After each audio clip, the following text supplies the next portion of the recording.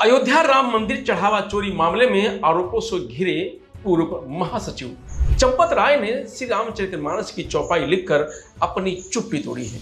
उन्होंने लिखा कि धीरज धर्म मित्र और नारी आपत काल परखी हैं चारी। मतलब धैर्य, धर्म, मित्र और पत्नी, इन चारों की वास्तविक परीक्षा संकट के समय होती है। चंपत राय ने राम भक्तों के नाम हाथों से लिखा लेटर भी जारी किया। इसमें लिखा कि राम मंदिर में दान पात्र की गणना के समय की गई चोरी को लेकर मेरे ऊपर अनर्गल आरोप लगाए गए हैं। मैंने मौन धारण कर लिया है। सोमवार को ट्रस्ट की बैठक में एसआईटी की प्रारंभिक रिपोर्ट पेश की गई है, जो अब सार्वजनिक हो चुकी है, जबकि रिपोर्ट परम गोपनीय थी।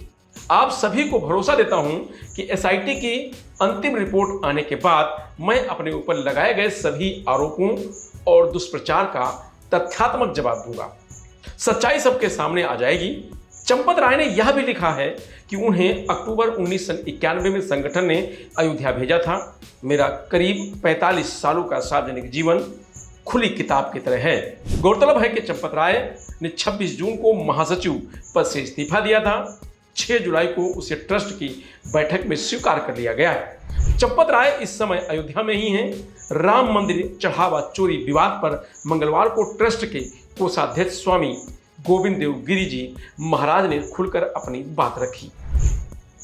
कहा कि मैं जब यह कहता हूं कि वे चंपत राय निर्दोष हैं, तो मेरा मतलब है कि इस पूरे कांड के साथ उनका कोई चारित्रिक संबंध नहीं हो सकता। लेकिन वह खुद सावधान नहीं रहे। उन्होंने एक अपराधी को अपना ड्राइवर रखा था, उसके पास चाबियां थी, सब कुछ वही कंट्रोल करता था। उनके ड्राइवर ने ही यह सब किया। मुझे आशंका है कि ड्राइवर बाहरी लोगों से जुड़ा था। यह सब सीईओ नहीं होने की वजह से हुआ है, इसलिए हम एक सीईओ लाएंगे।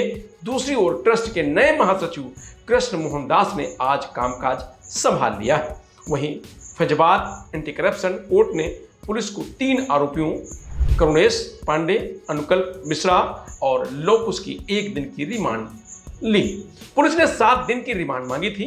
अब पुलिस बुधवार सुबह तीनों को जेल से पूछताछ के लिए लेकर आई है। श्री राम जन्मभूमि तीर्थ क्षेत्र ट्रस्ट से इस्तीफा देने वाले चंपत राय फिलहाल विश्व हिंदू परिषद में अंतर्राष्ट्रीय उपाध्यक्ष बने रहेंगे। विहिप के अध्यक्ष आलोक कुमार ने इसकी पुष्टि की है। कहा है कि जब तक आरोप साबित नहीं हो जाते, कार्रवाई नहीं होनी चाहिए। इस पर चंपत राय राम मंदिर के निकट रामकोट स्थित तीर्थ क्षेत्र पुरम में एकांतवास कर रहे हैं। वह बेहद कड़ी सुरक्षा के बीच रह रहे हैं। विहिप और अन्य सहयोगी संगठनों से जुड़े लोगों से भी चंपत राय से मिलने के लिए इजाजत मांगनी पड़ रही है।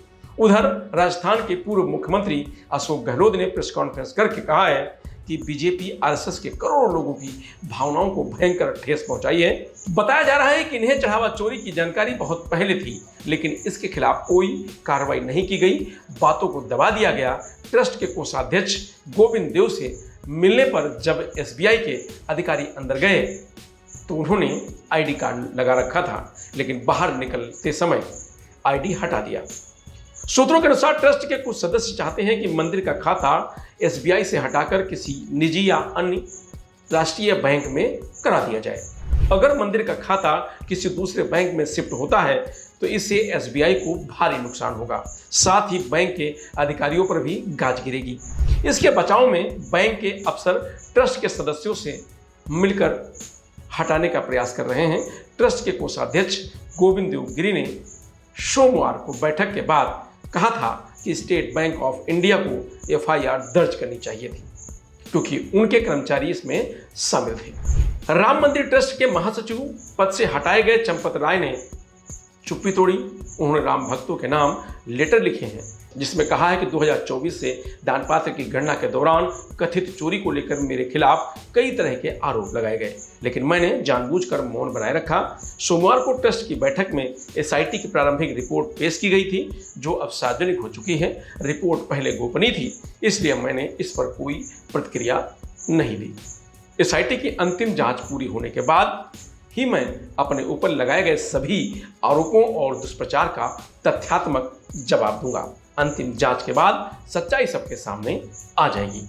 पत्र में चंपत राय ने यह भी लिखा है कि उन्हें वर्ष 1991 में संगठन की ओर से अयोध्या भेजा गया था। उन्होंने कहा कि उनका लगभग 45 वर्ष का सार्वजनिक जीवन खुली किताब की तरह है और उन्हें विश्वास है कि अंततः सत्य की ही जीत होगी। चंपत राय ने अंत में लिखा है कि वह सत्य का सम्मान करते हैं और अंतिम जांच रिपोर्ट आने का इंतजार करेंगे। फिलहाल इस खबर में इतना ही। आप देखते रहिए लोकमत हिंदी।